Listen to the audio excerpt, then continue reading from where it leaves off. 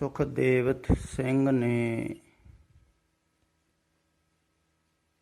ਇੱਕ ਸ਼ਬਦ ਲਿਖਿਆ ਹੈ, ਅੰਤਰ ਸੁਨੰ ਬਾਹਰ ਸੁਨੰ ਤਿਰ ਪਾਵਣ ਸੁਨਮ ਸੁਨੰ ਚੌਥੈ ਸੁਨੈ ਜੋ ਨਰ ਜਾਣੈ ਤਾਕੋ ਪਾਪ ਨ ਪੁੰਨੰ। ਹੇਠਾਂ ਲਿਖਿਆ ਹੋਇਆ ਹੈ, ਬਾਬਾ ਜੀ ਫਤਿਹ ਪ੍ਰਵਾਨ ਕਰਨੀ। ਬਾਬਾ ਜੀ ਸੁਣ ਬਾਰੇ ਖੋਲ ਕੇ ਦੱਸਣ ਦੀ ਕਿਰਪਾਲਤਾ ਕਰਨੀ। ਬਹੁਤ ਬਹੁਤ ਧੰਨਵਾਦ।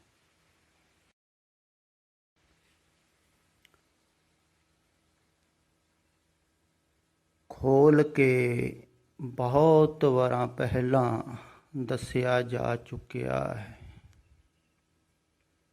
ਇੱਧਰ ਕੋਈ ਕੰਜੂਸੀ ਨਹੀਂ ਹੈ।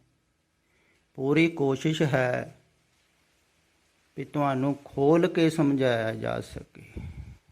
ਪਿੱਛੇ ਵੀ ਕਿਸੇ ਨੇ ਇਹ ਸ਼ਬਦ ਸ਼ਾਇਦ ਪਾਇਆ ਸੀ।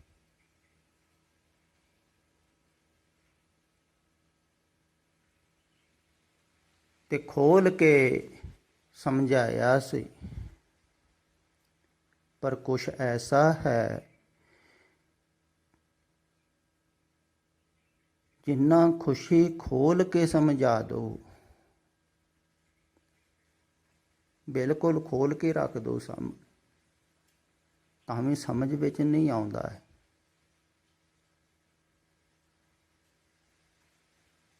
ਇਹ ਤੁਹਾਨੂੰ ਗੱਲ ਸਮਝ ਵਿੱਚ ਨਹੀਂ ਆਉਂਦੀ ਵੀ ਕੁਛ ਐਸਾ ਵੀ ਹੈ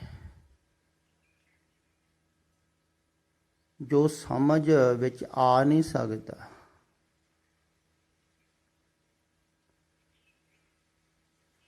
ਇਹ ਮਨੁੱਖ ਦੇ ਖਿਆਲ ਵਿੱਚ ਨਹੀਂ ਆਉਂਦੀ ਹੈ ਗੱਲ, ਕਿਉਂਕਿ ਮਨੁੱਖ ਨੂੰ ਇਹ ਆਦਤ ਬਣੀ ਹੋਈ ਹੈ ਬਚਪਨ ਤੋਂ ਹੀ।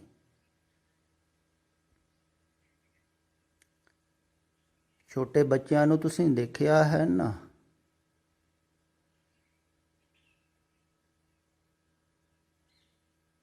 ਉਹ ਹਰ ਚੀਜ਼ ਨੂੰ ਹੀ ਖੋਲ ਕੇ ਦੇਖਣ ਦੀ ਕੋਸ਼ਿਸ਼ ਕਰਦੇ ਹਨ। ਵਿੱਚ ਕੀ ਹੈ ਖੋਲ ਕੇ ਚੰਗੀ ਤਰ੍ਹਾਂ ਦੇਖ ਲਈ। ਖੋਜ ਕਰਦਾ ਹੈ ਨਾ ਮਨ ਦੇਖਣਾ ਚਾਹੁੰਦਾ ਵਿੱਚ ਕੀ ਹੈ। ਜਗਿਆਸਾ ਹੈ ਖੋਜਣ ਦੀ, ਦੇਖਣ ਦੀ। ਇਵੇਂ ਹੀ ਵਿਕਾਸ ਹੁੰਦਾ ਹੈ ਸੰਸਾਰ ਤੇ ਠੀਕ ਹੈ, ਸੰਸਾਰ ਵਾਸਤੇ ਠੀਕ ਹੈ ਬੱਚੇ ਦੀ ਜਗਿਆਸਾ ਵੀ ਖੋਲ ਕੇ ਦੇਖਣਾ ਤਾਂ ਤੇ ਪਤਾ ਲੱਗੇਗਾ, ਤੇ ਖੋਲ ਕੇ ਦੇਖੇਗਾ ਭੋਗੇਗਾ ਤਾਂ ਹੀ ਸੰਸਾਰ ਤੋਂ ਮੁਕਤ ਵੀ ਹੋਵੇਗਾ। ਪਰ ਉਹ ਆਦਤ ਜਿਹੜੀ ਹੈ ਆਦਮੀ ਦੀ, ਉਹ ਸੰਸਾਰ ਵਿੱਚ ਤੇ ਠੀਕ ਹੈ ਕਿ ਜਿੰਨਾ ਵੀ ਕੋਈ ਖੋਲ ਕੇ ਸੰਸਾਰ ਨੂੰ ਦੇਖੇਗਾ, ਵਿਚਾਰੇਗਾ, ਸਮਝੇਗਾ, ਉਹਨਾਂ ਹੀ ਸੰਸਾਰ 'ਚ ਵਿਕਾਸ ਵੀ ਹੋਵੇਗਾ, ਉਹਦਾ ਆਪਣਾ ਵਿਕਾਸ ਵੀ ਹੋਵੇਗਾ, ਕਾਮਯਾਬ ਹੋਵੇਗਾ ਸੰਸਾਰ ਵਿੱਚ। ਪਰ ਉਹ ਹੀ ਆਦਤ ਆਦਮੀ ਅਧਿਆਤਮ ਵਿੱਚ ਵੀ ਪੂਰੀ ਕਰਨੀ ਚਾਹੁੰਦਾ ਹੈ ਵੀ ਜਿਵੇਂ ਮੈਂ ਸੰਸਾਰ ਨੂੰ ਜਾਣਦਾ ਹਾਂ, ਪੂਰਾ ਤੇ ਨਹੀਂ ਜਾਣਦਾ, ਜਾਣ ਸਕਦਾ ਨਹੀਂ ਕੋਈ ਵੀ, ਫਿਰ ਵੀ ਸੰਸਾਰ ਨੂੰ ਨਹੀਂ ਜਾਣ ਸਕਦਾ। ਦੇਖੋ, ਪੂਰਾ ਤੇ ਨਹੀਂ ਜਾਣਿਆ ਹੈ ਕਿਸੇ ਨੇ, ਫਿਰ ਵੀ ਜੋ ਕੁਛ ਵੀ ਜਾਣਕਾਰੀ ਤੁਸੀਂ ਸੋਚਦੇ ਹੋ ਜਾਣਿਆ, ਕਿ ਜਿਵੇਂ ਸੰਸਾਰ ਨੂੰ ਜਾਣ ਲਿਆ ਹੈ, ਪਤਾ ਲੱਗ ਗਿਆ, ਇੱਦਾਂ ਹੀ ਪਰਮਾਤਮਾ ਨੂੰ ਵੀ ਜਾਣ ਲਵਾਂਗੇ। ਬਹੁਤੇ ਧਾਰਮਿਕ ਲੋਕਾਂ ਦਾ ਇਹੋ ਹੀ ਖਿਆਲ ਹੈ ਵੀ ਜਿਹੜੇ ਗੱਲਾਂ ਕਰਦੇ ਹਨ, ਸਮਝਾਉਂਦੇ ਹਨ, ਉਹਨਾਂ ਨੇ ਵੀ ਜਾਣਿਆ ਹੀ ਹੈ। ਬਹੁਤੇ ਇਉਂ ਹੀ ਸੋਚ ਲੈਂਦੇ ਆ ਵੀ ਜਿਹੜੇ ਦੱਸਣ ਵਾਲੇ ਹੈ ਉਹਨਾਂ ਨੇ ਵੀ ਜਾਣਿਆ ਹੀ ਹੈ, ਤੇ ਉਹ ਸੋਚ ਸੋਚ ਕੇ ਗੱਲਾਂ ਕਰ ਰਹੇ ਆ, ਉਹਨਾਂ ਨੂੰ ਇਉਂ ਲੱਗਦਾ।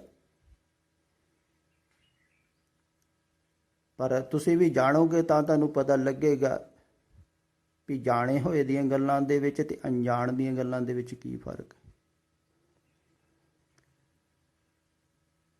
ਜਿਹੜਾ ਜਾਣਦਾ ਹੈ ਨਾ, ਉਹ ਕਹਿੰਦਾ ਹੈ ਵੀ ਤੁਸੀਂ ਜਾਣ ਨਹੀਂ ਸਕਦੇ ਹੋ ਸਕਦੇ ਹੋ।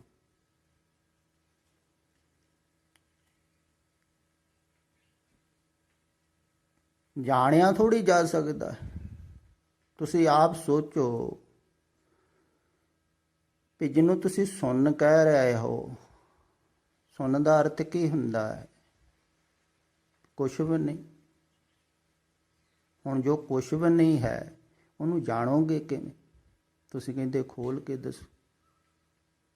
ਤੇ ਜਾਣ ਵੀ ਲਿਆ, ਮਾੜਾ ਮੋਟਾ ਖਿਆਲ ਵਿੱਚ ਆ ਵੀ ਗਿਆ ਵੀ ਕੁਛ ਨਹੀਂ ਹੈ, ਬੁੱਧੀ ਨੇ ਪਕੜ ਲਿਆ ਕੁਛ ਨਹੀਂ, ਤੇ ਉਹਦਾ ਲਾਭ ਕੀ ਹੋਊ ਤੁਹਾਨੂੰ? ਖਿਆਲ ਹੀ ਬਣਿਆ ਰਹੂਗਾ ਵੀ ਕੁਛ ਨਹੀਂ ਹੈ, ਉਹਨੂੰ ਸੁਣ ਕਹਿੰਦੇ, ਤੇ ਅੱਖਰ ਹੀ ਰਹਿ ਗਏ ਨਾ। ਸੁਣਨ ਨੂੰ ਜਾਣਿਆ ਥੋੜ੍ਹੀ, ਸਮਝਿਆ ਥੋੜ੍ਹੀ। ਜਾਣਨ ਤੋਂ ਬਗੈਰ ਸਮਝ ਵਿੱਚ ਥੋੜ੍ਹੀ ਆਵੇਗਾ।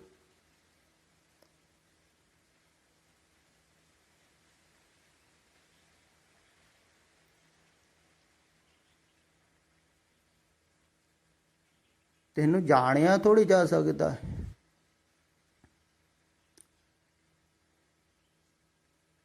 ਬਲਕਿ ਇੱਕ ਨੂੰ ਵੀ ਸਮਝਾਇਆ ਨਹੀਂ ਜਾ ਸਕਦਾ। ਜਿਵੇਂ ਬਾਬੇ ਨਾਨਕ ਨੂੰ ਕਹਿੰਦੇ ਪਾਂਧਾ ਪੜ੍ਹਾਉਣ ਬੈਠਾ ਸੀ ਨਾ, ਤੇ ਪਹਿਲੇ ਹੀ ਦਿਨ ਏਕਾ ਲਿਖਿਆ ਸੀ ਪੱਟੀ ਤੇ। ਬਾਬੇ ਨਾਨਕ ਨੇ ਕਿਹਾ ਵੀ ਏਕਾ ਦਾ ਮਤਲਬ ਕੀ? ਇੱਕ ਦਾ ਮਤਲਬ ਕੀ ਸਮਝਾਓ। ਹੁਣ ਇੱਕ ਦਾ ਮਤਲਬ ਕੀ ਸਮਝਾਓ? ਇੱਕ ਇੱਕ ਹੈ, ਸਮਝਾਓਗੇ ਕੀ? ਦੋ ਹੋਣ ਤਾਂ ਇੱਕ ਇੱਕ ਦੋ ਕਹਿ ਦਿਓ, ਜਾਂ ਕੁਛ ਨਾ ਕੁਛ ਹੋਰ ਸਮਝਾ ਦਿਓ। ਦੋ ਚੀਜ਼ਾਂ ਇੱਕ ਹੀ ਹੈ, ਇੱਕ ਨੂੰ ਵੀ ਨਹੀਂ ਸਮਝਾਇਆ ਜਾ ਸਕਦਾ। ਤੇ ਜੋ ਇੱਕ ਦੇ ਪਿੱਛੇ ਹੈ ਉਹਨੂੰ ਕਿਵੇਂ ਸਮਝਾਓ? ਜੋ ਇੱਕ ਤੋਂ ਪਿੱਛੇ ਹੈ ਉਹ ਸਮਝਦਾ ਵਿਸ਼ਾ ਥੋੜ੍ਹੀ, ਪਰਮਾਤਮਾ ਸਮਝਦਾ ਵਿਸ਼ਾ ਥੋੜ੍ਹੀ, ਸਮਝ ਵਿੱਚ ਥੋੜ੍ਹੀ ਆ ਜਾਵੇਗਾ। ਇਹੋ ਹੀ ਧਾਰਮਿਕ ਲੋਕਾਂ ਨੂੰ ਗਲਤਫਹਿਮੀ ਹੈ।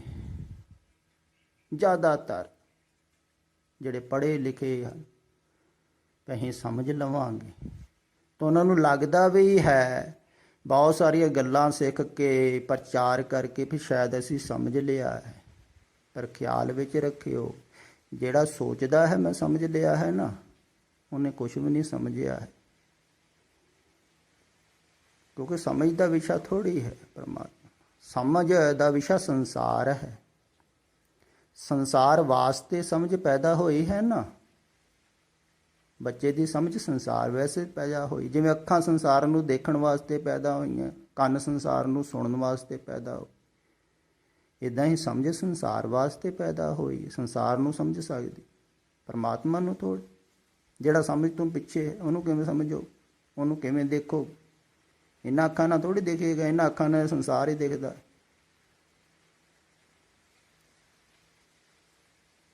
ਉਹ ਅੱਖੀਆਂ ਬੇਅੰਤ ਦੇ ਕਿਹਾ ਨਾ ਹੋਰ ਹਨ, ਜਿੰਨੀ ਦਸੰਦੜੋ ਮਾਂ। ਤੇ ਸਮਝ ਦੁਆਰਾ ਤੁਸੀਂ ਸੰਸਾਰ ਨੂੰ ਸਮਝਦੇ ਹੋ। ਪਰਮਾਤਮਾ ਸਮਝ ਦਾ ਵਿਸ਼ਾ ਨਹੀਂ ਹੈ। ਪਰ ਬਹੁਤ ਸਾਰੇ ਧਾਰਮਿਕ ਲੋਕ ਇਉਂ ਸੋਚ ਲੈਂਦੇ ਹਨ, ਖਿਆਲ ਕਰ ਲੈਂਦੇ ਹਨ ਵੀ ਅਸੀਂ ਸਮਝ ਲਿਆ ਹੈ, ਸਾਡੀ ਸਮਝ ਵਿੱਚ ਆ ਗਿਆ, ਪਤਾ ਲੱਗ ਗਿਆ। ਬਹੁਤ ਲੋਕ ਉਹਨਾਂ ਨਾਲ ਜੁੜਦੇ ਵੀ ਹਨ, ਪਰ ਉਹ ਆਪ ਵੀ ਭਟਕੇ ਹੋਏ ਹਨ ਤੇ ਦੂਸਰਿਆਂ ਨੂੰ ਵੀ ਭਟਕਾਉਂਦੇ ਹਨ। ਆ ਹੁਣੇ ਹੀ ਇੱਕ ਗੁਰਮੁਖ ਪਿਆਰਾ ਮਿਲਣ ਵਾਸਤੇ ਆਇਆ ਸੀ।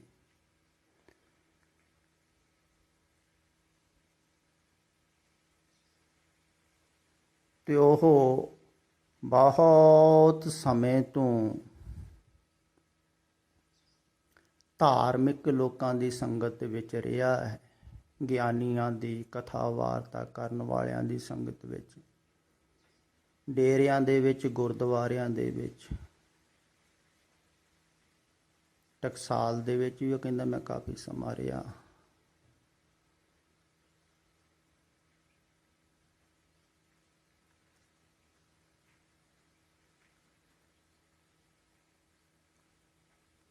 ਤੇ ਹਾਲੇ ਵੀ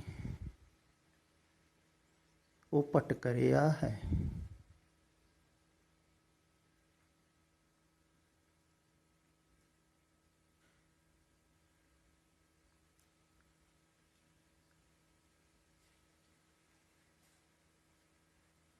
ਜਿਹੜੇ ਦੱਸਣ ਵਾਲੇ ਹਨ ਨਾ, ਜ਼ਿਆਦਾਤਰ ਉਹ ਹੀ ਭਟਕਾ ਰਹੇ ਹਨ।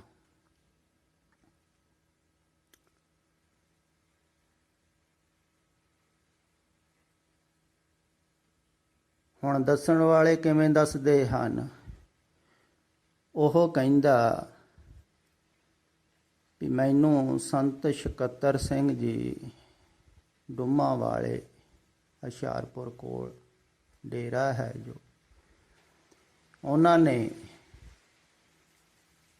ਕਿਹਾ ਸੀ ਕੁਝ ਸਾਲ ਪਹਿਲਾਂ ਵੀ ਤੂੰ ਸੇਵਾ ਕਰੀ ਜਾ, ਇੱਦਾਂ ਹੀ ਖੁਸ਼ ਹੋ ਕੇ ਕੋਈ ਮਹਾਂਪੁਰਸ਼ ਤੇਰੇ ਸਿਰ ਤੇ ਹੱਥ ਧਰ ਦਊਗਾ ਨਾ, ਤੈਨੂੰ ਬ੍ਰਹਮ ਗਿਆਨ ਹੋ ਜੂ।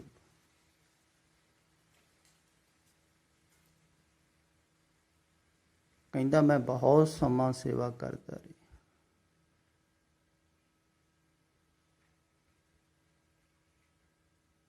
ਹੁਣ ਇਹ ਗੱਲ ਸਮਝਣ ਯੋਗ ਹੈ ਵੀ ਕੋਈ ਮਹਾਂਪੁਰਸ਼ ਸਿਰ ਤੇ ਹੱਥ ਧਰ ਦੇਊਗਾ ਤੇ ਬ੍ਰਹਮ ਗਿਆਨ ਹੋ ਜੂ। ਕਿਵੇਂ ਹੋ ਜੂ?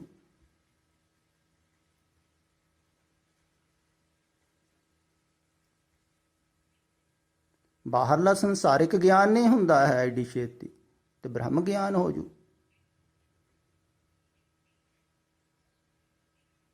ਹਾਂ, ਹੋ ਸਕਦਾ ਹੈ ਇੱਕ ਛਣ ਦੇ ਵਿੱਚ ਵੀ,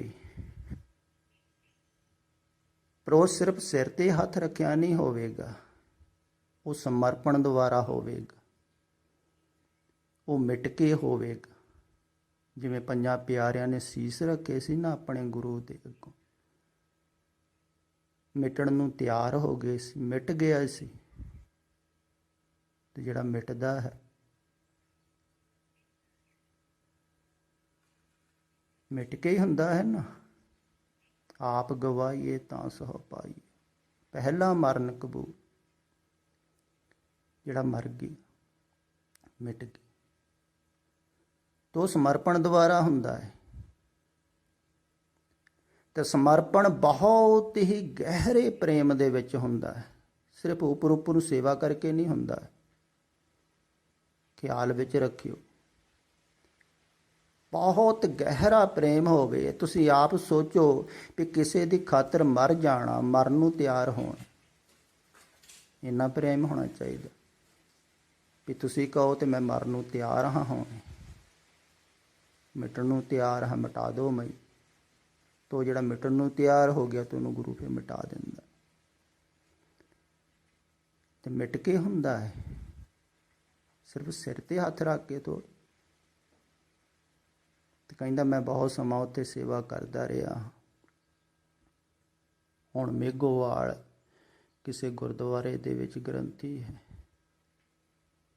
ਤੇ ਮੈਂ ਹੈਰਾਨ ਹੋ ਗਿਆ ਸੁਣ ਕੇ, ਕਿਉਂਕਿ ਸੰਤ ਸਕੱਤਰ ਸਿੰਘ ਜੀ ਬਹੁਤ ਸਮੇਂ ਤੋਂ ਉਸ ਸਥਾਨ ਤੇ ਨਾਮ ਜਪਾ ਰਹੇ ਹਨ, ਸਿਮਰਨ ਕਰਵਾ ਰਹੇ ਹਨ। ਹਜ਼ਾਰਾਂ ਹੀ ਜਗਿਆਸੂਆਂ ਨੂੰ ਉਹਨਾਂ ਨੇ ਸਿਮਰਨ ਕਰਾਇਆ ਹੈ, ਧਿਆਨ ਕਰਵਾਇਆ ਹੈ, ਤੇ ਕੁਟੀਆਂ ਬਣਾਈਆਂ ਹੋਈਆਂ, ਵਿਧੀਆਂ ਦੱਸਦੇ ਹਨ, ਧਿਆਨ ਕਰਾਉਂਦੇ। ਤੇ ਬਹੁਤ ਸਮਝਦਾਰ ਹਨ। ਮੈਂ ਵੀ ਸਮਝਦਾ ਹਾਂ, ਮੈਂ ਕੋਈ ਨਿੰਦਾ ਨਹੀਂ ਕਰ ਰਿਹਾ ਹਾਂ।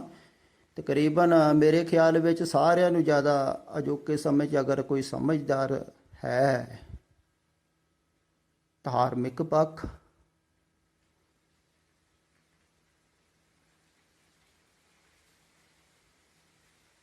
ਤੇ ਫਿਰ ਇਹ ਜਿੰਨੀ ਵੀ ਸਾਧਨਾ ਦਾ ਪੱਖ ਹੈ ਉਸ ਬਾਰੇ ਵੀ ਬਹੁਤ ਜਾਣਦੇ, ਜਾਣਕਾਰੀ ਬਹੁਤ ਹੈ। ਇਸ ਕਰਕੇ ਸਮਝਾਉਂਦੇ ਵੀ ਹਨ।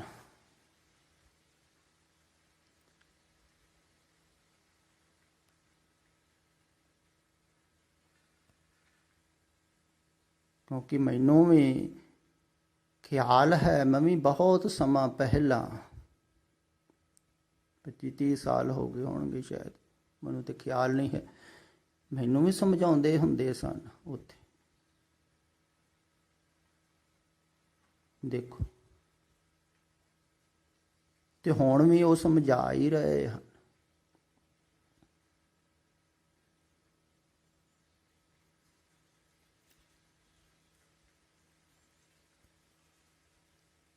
ਤੇ ਜਿਹੜਾ ਸਮਝਾ ਰਿਹਾ ਹੈ ਉਹ ਸਮਝ ਦੇ ਤਲ ਤੇ ਹੀ ਅਟਕਿਆ ਹੋਇਆ ਹੈ। ਉਹ ਸਮਝ ਦੇ ਤਲ ਤੇ ਪ੍ਰਮਾਤਮਾ ਨੂੰ ਥੋੜੀ ਸਮਝਿਆ ਜਾਂਦਾ।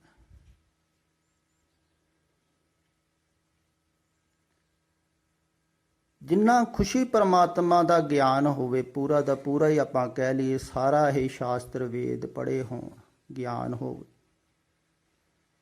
ਤਾਂ ਵੀ ਪ੍ਰਮਾਤਮਾ ਬਾਰੇ ਜਾਣਕਾਰੀ ਥੋੜੀ ਹੁੰਦੀ। ਬੁੱਧੀ ਦਾ ਵਿਸ਼ਾ ਨਹੀਂ ਹੈ ਨਾ।